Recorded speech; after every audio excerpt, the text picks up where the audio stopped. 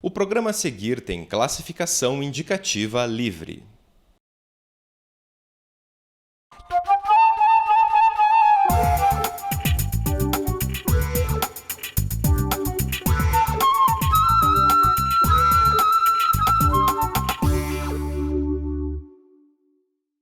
Montes, é um prazer te ter aqui no Papo no Café e queria começar perguntando um pouquinho sobre a sua carreira. Como que você virou escritor? Quais são as suas inspirações? Como que foi? Conta um pouquinho dessa história pra gente. É uma história comprida, né? Essa altura da vida. Eu sou filho dos anos 60. Eu nasci nos anos 50, adolescente ali no início dos anos 60, nos anos 70, e fui impregnado daquela agitação da época, que foi uma década muito forte no Brasil, de grandes transformações, ditadura militar e também uma revolução cultural, um movimento de juventude, de rebeldia muito forte, que tem consequências até hoje, né? Tem marcas muito fortes. E eu vim para Curitiba criança, vim no interior de Santa Catarina, e de repente comecei a ler o Monteiro Lobato, tinha biblioteca pública, e aí começou o meu trabalho de escritor, com essa ideia meio performática daquele tempo, né? De escrever uma maneira de você viver, não é simplesmente, digamos, ter uma atividade profissional, é um modo de ser, né? O artista era alguém, isso é bem o imaginário dos anos 70, alguém que faz da própria vida uma obra de arte. Essa era a utopia. E você carrega isso até hoje? Eu acho que ficam traços, né? Depois a vida é comprida, tem idas e vindas, tem mil histórias, mas ficam marcas, quer dizer, ali entre os 10 e os 20 anos você praticamente decide quem você vai ser, né? Beleza, bom, como você comentou, você não é de Curitiba, né, de Santa Catarina. Quando chegou aqui foi que se deparou com a literatura. Como que Curitiba te influenciou? E a gente percebe que em várias das suas obras tem Curitiba como cenário, né? Como que foi isso? Eu tive um primeiro choque de infância, porque eu vim pra cá, o meu pai morreu num acidente quando eu tinha 6 anos, eu vim pra cá com 7 anos, 7 para 8 anos, e então foi um choque na vida, mudou completamente minha vida, uma estabilidade numa cidade pequena no interior, numa cidade grande, morar em apartamento, e claro, a Curitiba me fez como escritor, foi marcante, as primeiras leituras, a própria atmosfera da cidade e essa apreensão da cidade como um pano de fundo da minha literatura surgiu mesmo nos anos 80, foi com o Trapo, foi o primeiro livro que eu resolvi colocar a cidade no meu texto, né? E depois eu não parei mais, quer dizer, isso coincidiu também com um certo registro literário meu, que tem um fundo realista, e juntou uma coisa com outra. Curitiba eu acho uma cidade muito literária, assim, lá. Falando em O Trapo, Paulo Leminski fez o pós-fácil desse livro. Conta um pouquinho pra gente como que foi. Essa foi uma história engraçada, porque na verdade eu não sabia disso. O editor, o Paulo Leminski era na época estava assim, era um dos grandes nomes da poesia brasileira, e quando o livro chegou à minha mão, até levou tempo, foi uma edição, eu escrevi o livro em 82, saiu só em 88, foram 6 anos, aí estava lá o pós-fácil do Paulo Leminski. Ele não gostou muito do livro, é um caso único em que o pós-fácil fala mal do livro. É um caso muito engraçado. Depois eu soube que ele achou que o Trapo era ele, o que nem passou pela minha cabeça como escritor. Na verdade, o Trapo é um personagem simbólico daqueles anos, assim, né? Talvez fosse mais eu do que ele. Você comentou que carrega muito da realidade para sua obra. Eu queria justamente saber sobre essa questão da composição da obra. Você usa mais do imaginário ou realmente são coisas que aconteceram com você, são coisas cotidianas? Como que é esse processo de criação? Olha, a ficção, particularmente o romance como gênero, né, o gênero romanesco, ele trabalha nessas duas esferas. Há sempre uma grande base de realidade no romance, na prosa. A prosa, em geral, parte muito do pé no chão, e absorve as linguagens, né, da sociedade muito forte. E a outra contrapartida é a imaginação, quer dizer, você trabalha realmente com os dois elementos, mas é fundamentalmente a imaginação. Eu tenho apenas um livro autobiográfico, que é O Filho Eterno, depois a gente pode falar dele, mas nos outros não. É uma experiência, é uma mistura de experiência, observação e imaginação, né? Uma questão de experiência, você é cronista também, né? Como que funciona? Como que é essa... Eu fui cronista, por coincidência, estou encerrando minha carreira de cronista essa semana. Eu fiquei 6 anos e foi uma ótima experiência, né? Toda terça-feira na Gazeta. Para mim foi uma experiência nova, escrever em jornal, esse tipo de relação, mas eu não estava muito pesado para mim com relação à literatura. Começou a interferir no meu trabalho literário. E entre a ficção e a crônica, eu fico a ficção, que é a minha linguagem. A crônica você tem que estar ligado, né, com o que está acontecendo no mundo para poder colocar ali dentro da história, então, né? Essa terça deve sair, a próxima sai a minha última crônica, eu já faço uma despedida. E agora eu estou mais uma vez só de novo com a... Foi uma boa experiência, mas eu senti que a essa altura da vida começou a interferir no meu trabalho de ficção. Eu prefiro... ficar só com o romance mesmo. Te aproximou mais do leitor? Tá ali no jornal diário, no jornal de é uma grande experiência assim, muito interessante, chega a ser selvagem, né? Você sair do mundo... Porque eu não tive experiência, eu fui professor universitário, 20 anos na Universidade Federal do Paraná, depois saí também para me dedicar à literatura, quer dizer, eu não sou um aposentado, eu continuo trabalhando. E aí surgiu esse convite, a Gazeta fez uma reformulação grande há 5, 6 anos, e surgiu esse convite, eu aceitei meio assim, inseguro, porque eu escrever em jornal é completamente diferente. Começa pelo tempo, do espaço que é, né? minúsculo, o tempo minúsculo. Eu passei anos lá dando aula para o pessoal de comunicação na Federal, como professor de língua portuguesa, dizendo, olha, faça aí escreva uma autobiografia em 100 palavras, tal. Era bom dizer isso para os outros, na hora que eu precisei fazer eu mesmo. Complicou um pouquinho. O jornal é o controle do espaço. Segundo, é um veículo que conversa diretamente com o leitor, assim, é escancarado, parece uma fala no café da manhã em voz alta, você tem que levar isso em consideração. Você quando escreve um romance, uma obra de ficção literária, o leitor é uma figura longínqua, na verdade é você mesmo que é o leitor, você não está preocupado com isso. Né? O livro leva 1, 2 anos para ficar pronto, ele até sair, há uma distância muito grande, a relação é muito distanciada, muito separada. No jornal não, você tem que pensar no leitor, você não pode ser simplesmente um sujeito, uma redoma fora do mundo real escrevendo ali, não, você está na página 3, né? E você tem que ficar muito atento ao dia a dia, quer dizer, a crônica ela junta uma série de coisas, ela tem sempre um pé na realidade, no dia a dia, ela é informativa, ela tem um traço de jornalismo, e depois tem um traço coloquial, ela é uma conversa com o leitor, tem que ter um tom de estilo. Eu sempre digo assim, uma boa crônica é uma conversa fiada com estilo. Né? E não é fácil, né? É um gênero muito difícil, precisa acertar esse tom. Complicadinho. Nos seus livros aí já há mais liberdade, assim, vamos dizer, na literatura ali já há mais liberdade para essa escrita, né? Ou ainda assim precisa haver essa... Eu poderia ter um personagem que fosse cronista, por exemplo, eu colocaria uma crônica dentro de um romance e eu escreveria com a maior facilidade, porque é o personagem que escreve, não sou eu. O problema da crônica é que você assina embaixo, né? Você é o autor. Você não se esconde atrás de um narrador, né? É diferente da literatura. A literatura, o narrador nunca é o próprio autor. O narrador é uma espécie de construção, uma figura que olha o mundo de fora, ele é retratado. No jornal não, você assina embaixo, é Cristóvão Monteiro, sou eu que estou dizendo aquilo. Então esse mundo da opinião direta, ele é muito complicado, ele não é uma coisa simples, né? E você tem resposta imediata, né? Carta de leitor, indignadas, ou elogios, ou e às vezes o perigo é você ficar ouvindo o canto da sereia, escrever para agradar só, e esse é um problema eventualmente do cronista. Queria falar um pouquinho sobre a sua trajetória então nos livros, né? Sim. A gente tem Grande Circo América. Isso Como foi? Eu tive uma primeira fase ali o Grande Circo das Américas, o Terrorista Lírico e A Cidade Inventada de Contos, que são livros de formação. Esses livros eu não republicaria mais. Quando eu chego num sebo, encontro, eu compro e para tirar de circulação. Mas eu botei os textos, é engraçado, eu coloquei os textos numa versão digital na Amazon.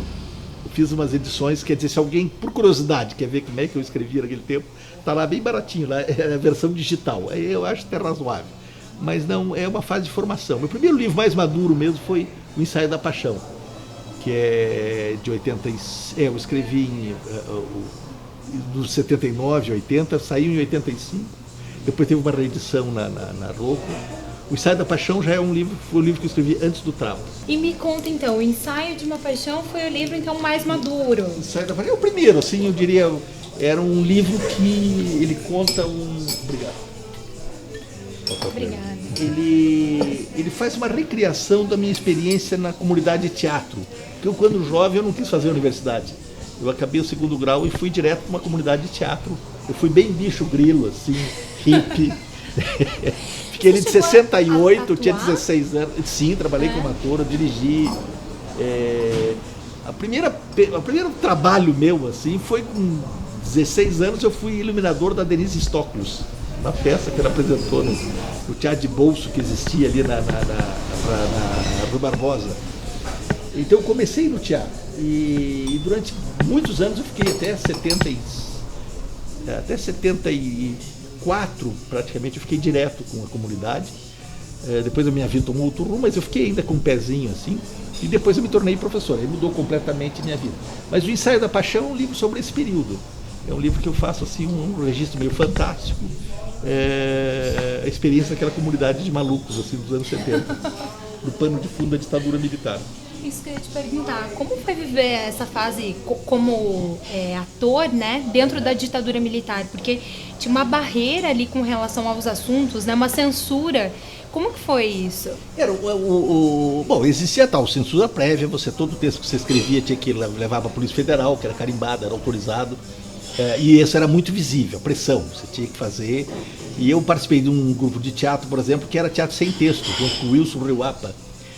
Ele fazia experiências de teatro sem texto, era um problema, o censor tinha que ir lá assistir um ensaio para ver o que se dizia não se dizendo, né? Isso aí. Então era uma pressão muito forte. A ditadura foi uma época que marcou muito toda a minha geração, a geração um pouco mais velha.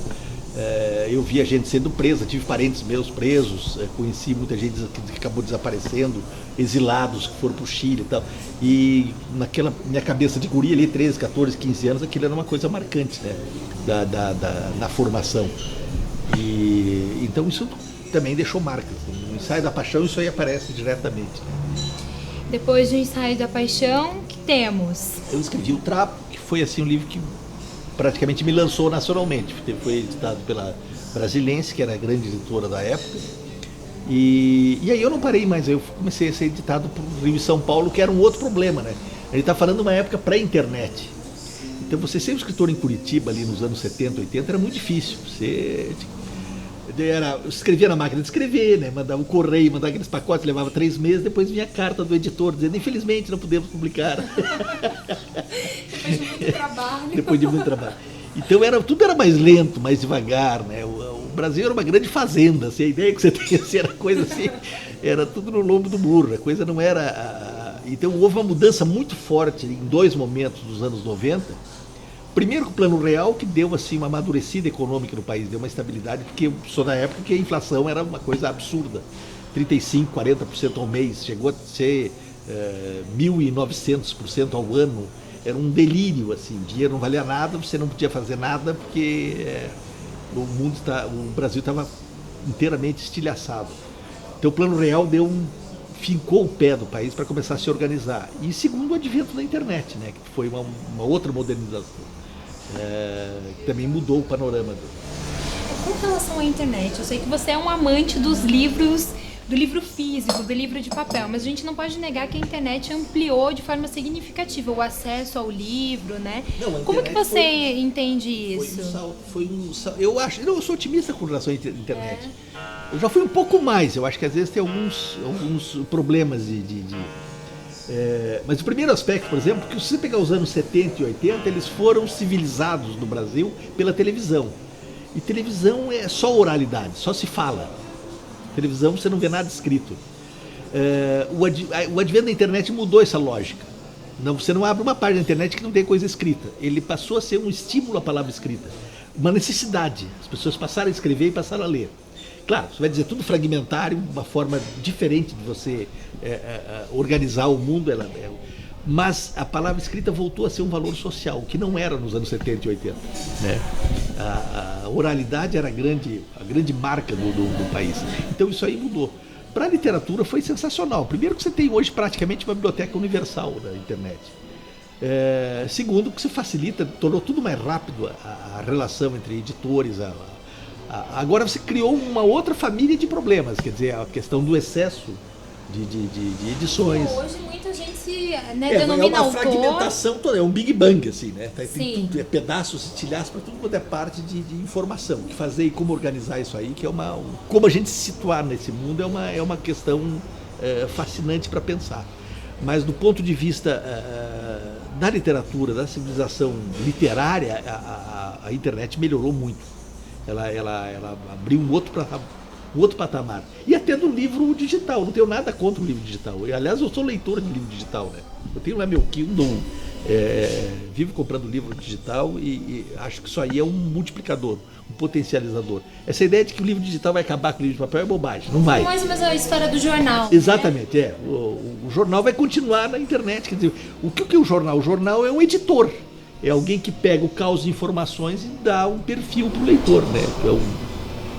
O que esperar dos leitores nessa próxima geração? Como que você tem avaliado e percebido, né? Porque como você comentou, o pessoal lá de quando você começou, né, da década de 70, tinha um perfil, né? E hoje já mudou bastante o público. Mudou como bastante. Acompanhar isso? Eu acho que o que houve foi um aumento brutal da base de leitores, quer dizer, a questão do ensino básico que se universalizou no país.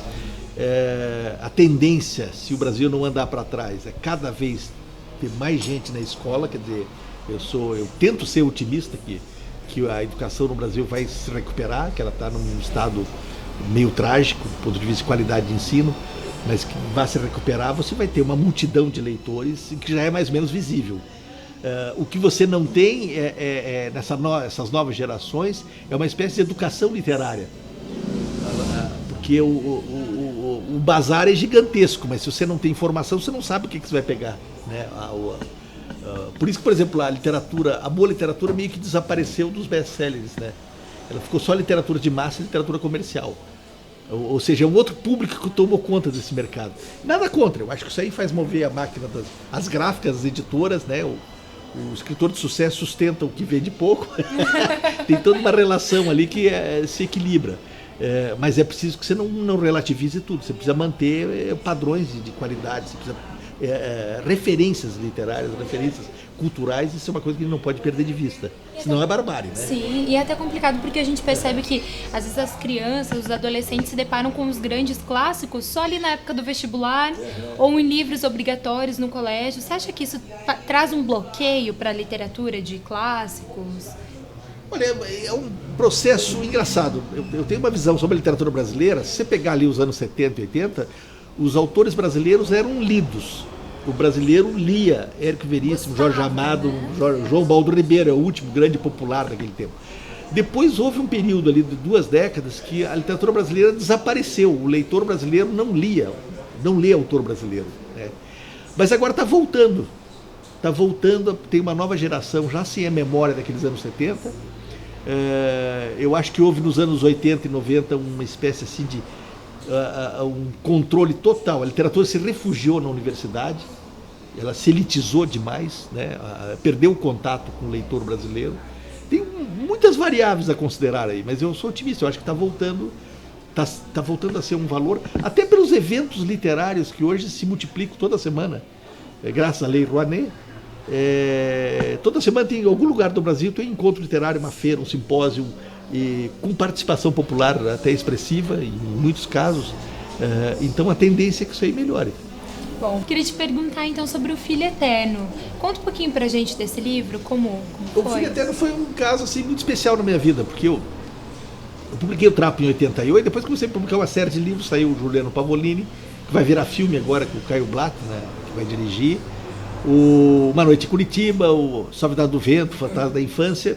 E eu tinha um fato da minha vida pessoal, desculpa, que meu primeiro filho nasceu em 1980 com síndrome de Down. E eu nunca tinha escrito sobre isso aí, né? E só depois do ano, escrevi O Fotógrafo em 2004, aí começou a me dar vontade de enfrentar o tema. E é um livro fortemente biográfico, é um romance, mas baseado na experiência pessoal, e que acabou sendo um sucesso. Foi um livro assim que foi traduzido para muitos países, continua sendo, tem um impacto muito grande no Brasil, ganhou uma pilha de prêmios, e até me possibilitou mudar minha vida, porque eu saí da universidade, acabei pedindo demissão, né? Não sou mais professor, e para me dedicar só à literatura. Então é um livro muito especial para mim. Assim. É um livro que todo mundo que lê sente a emoção mesmo transparecer, né? É muito pessoal, né? É um livro muito pessoal, muito forte, mas que eu só consegui escrever 20 anos depois. Na literatura é como a vingança, ela tem que ser feita a frio, né? Você não pode estar com a cabeça quente, você tem que olhar de longe, você pode representar a cabeça quente, mas você tem que estar com a cabeça fria. Quer falar sobre o seu novo livro, Cristóvão, O Professor. O professor acabou de sair, saiu esse ano, está tendo assim, uma carreira ótima, acabou de sair já a 3ª edição. É a história de um velho professor universitário, uns 70 anos, que vai receber uma homenagem. A história mesmo é só amanhã dele, levanta, toma banho, toma café e sai para ir. Mas a cabeça dele começa a lembrar a vida toda dele. Assim. Então ele, desde os anos 50 até o dia que o Papa renunciou, que é o dia que se passa a ação. Ele vai tomar café até o jornal ali com a renúncia do Papa. E o livro é esse, junta assim vários pontos de vista, a história pessoal dele, os casos amorosos, uma tese sobre a cultura brasileira, e esse é o professor. O autor sempre é suspeito para falar do próprio livro. Basicamente é isso. Né? Sua vida como professor universitário influenciou para escrever esse livro? Não é um livro autobiográfico. O único autobiográfico que eu escrevi foi O Filho Eterno. Claro, o fato de eu ter sido professor universitário, ter vivido a Universidade Brasileira durante mais de 2 décadas, me deu lastro para falar com, digamos assim, com autoridade do ambiente em que se move o professor ali, o Eliseu, que é o novo personagem. Mas é um tipo informativo. Na verdade, é um personagem que como todo personagem meu, é um Frankenstein, é um pouco de tudo. Né? Não é baseado, não há ninguém ali baseado em ninguém. É um livro... Tanto que é um livro que você não aparece qual é a cidade, né? Não diz qual é, não me preocupo em dizer qual é a universidade. Isso não era relevante, que é um livro sobre cultura brasileira mesmo. Eu queria conversar com você, falando em universidade, um pouquinho sobre a sua experiência na Universidade de Coimbra. Como foi estudar fora do país? Bom, foi uma não experiência, né? Porque era em 70... foi exatamente isso. Em 74 eu me inscrevi no começo do ano, aliás, já no final de 73, por via de um acordo que era o Acordo Luso-Brasileiro, que estudantes brasileiros conseguiam matrícula em Coimbra, ou em universidades de Portugal, e portugueses vinham para cá. Era um acordo da ditadura ainda, da época das 2 ditaduras, daqui e lá. Mas a minha ideia era ir para a Europa. Eu não estava bem interessado em estudar, né? Eu queria ir para lá para pegar um gancho, uma desculpa qualquer de ficar lá. Até porque depois eu vi que não tinha bolsa nenhuma, eu teria apenas uma matrícula lá, né? E foi aprovado, eles deram a matrícula, mas nesse ínterim houve a Revolução dos Cravos, de abril. Então, quando eu cheguei lá em dezembro de 74, a universidade estava fechada. Os primeiros anos, tava uma confusão total, vocês imaginam. Era mais de 50 anos de ditadura no Portugal, aquilo virou do lado do avesso, então estava assim, um polvorosa. Mas foi uma época muito boa, porque eu consegui morar muito barato lá. Eu lembro que os tempos eram tão inocentes que eu desembarquei em Portugal com $200 no bolso, e só com a passagem de ida. Eu não tinha passagem de volta. Quer dizer, eu fui lá com uma mochila nas costas, cara, é coragem. É bem anos 70. Assim. Quer dizer, hoje você nem sai daqui. Se você não tiver passagem de volta, você nem consegue passar. Não vai para lugar, você não entra no avião, você não vai para lugar nenhum. Né? Se não tiver bem explicado o que você vai fazer. Todo aquele tempo era um tempo assim que você fazia essas coisas malucas. E eu acabei ficando 14 meses lá, eu fiquei 1 ano e 2 meses. Exatamente no mês que abriu a universidade de novo, que daí cheguei a frequentar 1 ou 2 aulas. Aí me deu uma saudade, eu disse, não, quero voltar para o Brasil, isso aqui não é o que eu quero. Só alguns anos depois que eu fui fazer o vestibular. Eu comecei tarde na universidade, com 25 anos que eu fui fazer o vestibular. Né? Aliás, fiz vestibular no Acre, não foi nem aqui. Eu casei, fui morar no Acre e cheguei lá, abriu, tinha inscrição de vestibular para Direito e Letras. Eu disse, vou fazer Letras, né? E fiz 1 ano lá, depois que eu vim para a Federal daqui. E sua experiência como professor, como foi? Como é ensinar? Bom, foi uma ótima coisa que aconteceu comigo. Primeiro porque botou uma disciplina na minha vida, né? Eu era muito despingolado. E eu tinha que sobreviver. Já ficando velho, né? A água vai subindo. Você precisa se virar. E eu tinha que achar uma maneira de sobreviver. Eu tinha 3 opções que apareceram para mim na época, ali no final dos anos 70. Eu podia ser professor, trabalhar em publicidade, tinha convites, era muito comum escritor trabalhar em agência de publicidade. Naquela época não precisava nada, né? E jornalismo também, eu podia trabalhar em jornalismo, começar a virar foca e tal. Também não havia lei ainda de exigências de... E eu até experimentei um pouco de cada coisa, mas eu senti que professor era o que me preservava mais como escritor, né? E eu acho que eu tinha razão, pro meu temperamento.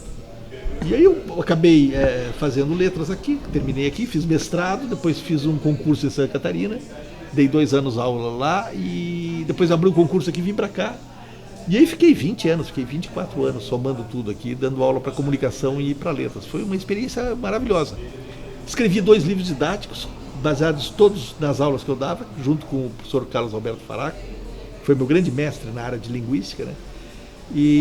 Mas uma hora esgotou o meu projeto acadêmico, porque eu teria que esperar até os 70 anos para me aposentar. E eu sou muito impaciente. Estava com 57, eu disse, não, agora eu acho que está na hora de tomar outro rumo, então tomei outro rumo, né? Mais ou menos agora, fui 6 anos cronista da Gazeta, eu disse, não, já virou rotina, está na hora de mudar. Vamos para outra coisa. Muito de rotina, não tem jeito, né? Chega, né? A gente tem que ir escolhendo assim o melhor que seja para conservar a literatura inteira. Tá ok. Cristóvão, muito obrigada pela sua presença aqui no Papo no Café. Uma delícia bater esse papo, conhecer um pouquinho mais de você e das suas obras aí. Muito obrigada. Foi um prazer. E muito sucesso, viu? Obrigado. Espero que saiam muitas e muitas outras obras maravilhosas. Tá bom, muito obrigado. Obrigada.